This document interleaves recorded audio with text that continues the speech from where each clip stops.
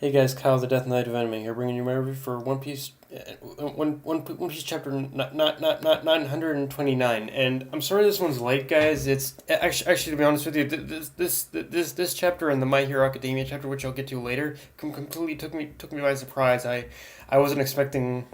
It was one of those things where I basically saw I saw a tweet of the cover page of the chapter, but I didn't realize it was coming out today. I thought wasn't gonna be until until next year or something like that. But hey, we pretty much got it. So yeah, why not? Anyway, yeah. Now that it is so, I'm not gonna lie. A lot of this chapter, so I'm not gonna lie. A lot of this chapter, a lot of this chapter pretty much felt like it was all set up to a perfectly written joke, which.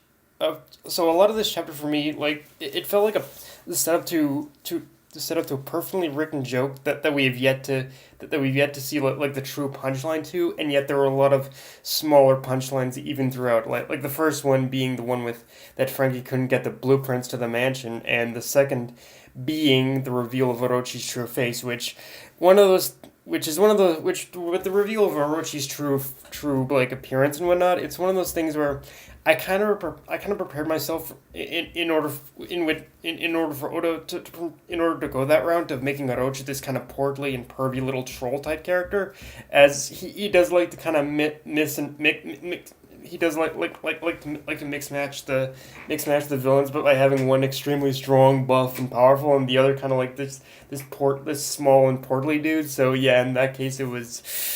So yeah, in that case it was Orochi, but even and yet, even knowing that, even somehow, it still surprised me. And I think just a lot of that has to do with the smaller details of Orochi's character design. Like the fact that he wears a crown almost like he thinks he's king of the world or something. And of course, the design of his head and teeth were just phenomenally hilarious. Like the fact that he's got those giant buck teeth. It's like, dude, seriously, what is with your teeth? And but at the same time, let's of course be real here. Even despite Orochi's like extremely hilarious design, Oda still managed to balance it out again, but by reminding us that even before his reveal that how dangerous he is, but by basically seeing, by seeing the meeting with CP0 and threatening him and threatening them with his transformation, with which it's a little hard to tell, but it seems like his power in order to summon that kind of serpent beast or what that serpent beast of the Yamato no Orochi. I think it was weird. Like I tried to zoom in on the page in order to see if I could get a closer look at it, and from what I gathered, it's either from what I gathered, this power that Orochi has, it either isn't a zone power, it isn't a zone power, and he just manifests that or something, manifests it like a ghost or something, or ghost or a shadow, or what. Or what we saw was in fact his zone power, and it was just a partial transformation. I'm kind of in either camp right now. I'm just not sure which one it actually is, to be honest with you. It's like I said. I tried to zoom in order to get a better idea of it, but it was the image itself was still a little blurry, so I couldn't get a proper picture. But I am going a little bit more with the partial, with it being a bit of a partial transformation right now.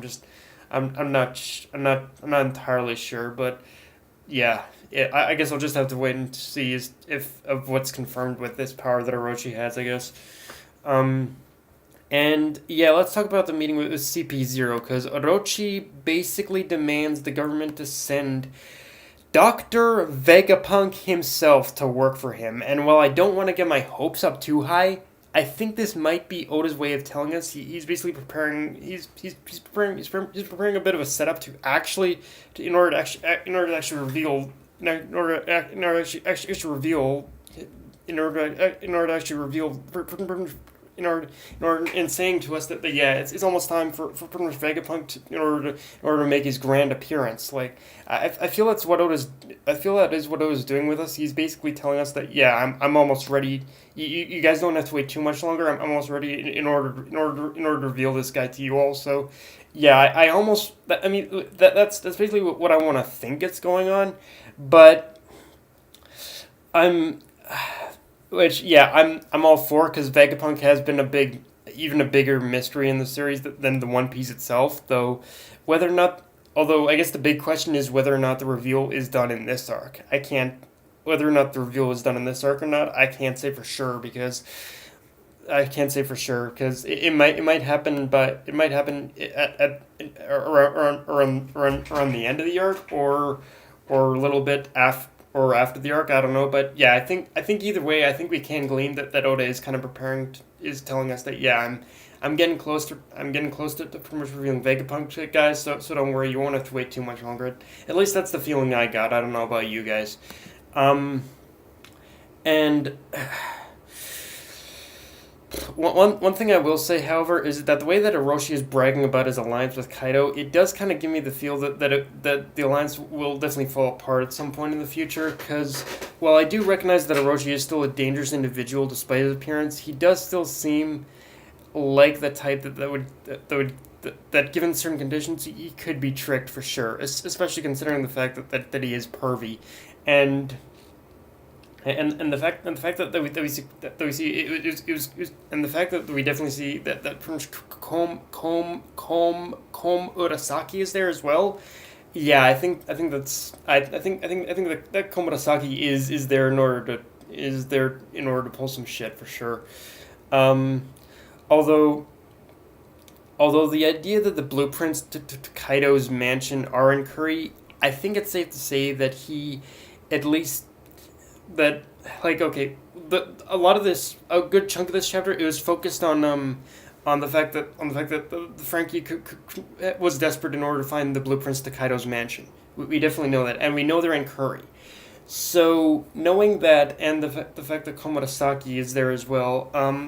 Well, okay, there are a couple different ways I can see this. Either Orochi actually has the blueprints in order to use it as leverage in case things go south with Kaido, or he doesn't, or he doesn't, and they're just and the blueprints are currently with someone else.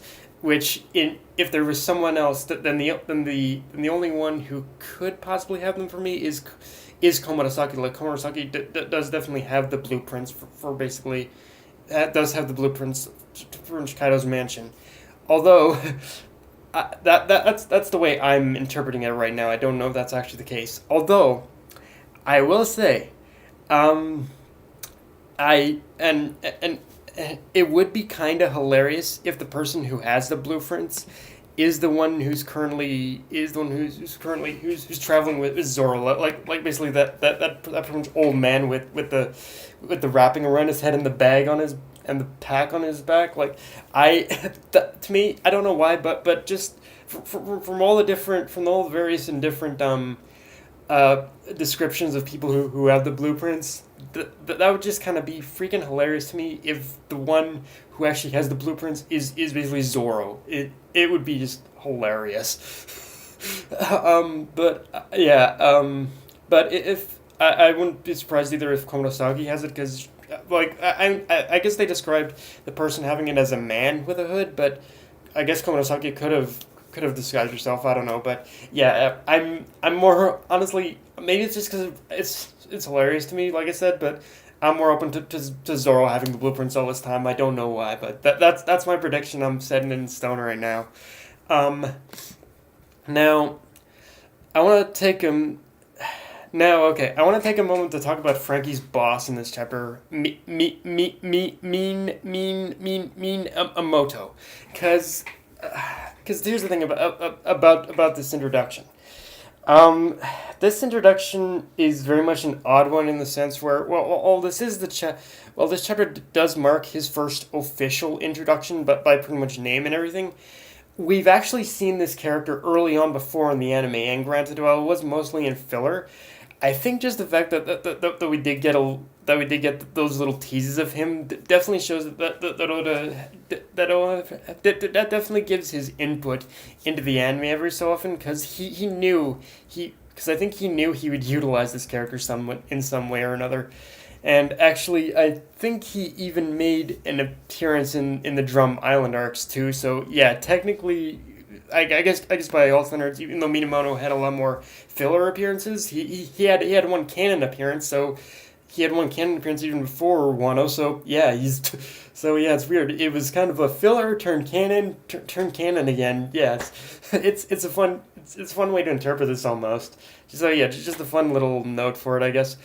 Um, of course, even bigger than that, small reveal is that we see X Drake is working for Kaido as well as the formal introduction to his Devil Fruit power, which is the Dragon Fruit out is the Ancient Zone Devil Fruit power, Dragon Fruit Allosaurus model, and uh, which it seems he's trained over the time skip because now he can go into partial transformation mode. And when I first saw Drake's appearance for me, it was like, wait, is that his is that the same Devil Fruit he used back in Sabati Archipelago, or is it a different one? Like it took a minute to kind of register because it looks so different, and the art style just and just the look of it looks so different. But yeah, I'm pretty sure that is the same Devil Fruit power for sure. And but yeah, he's definitely trained it up over the years, at least enough to go into partial transformation mode, which I think if there's anything I've learned about these partial transformations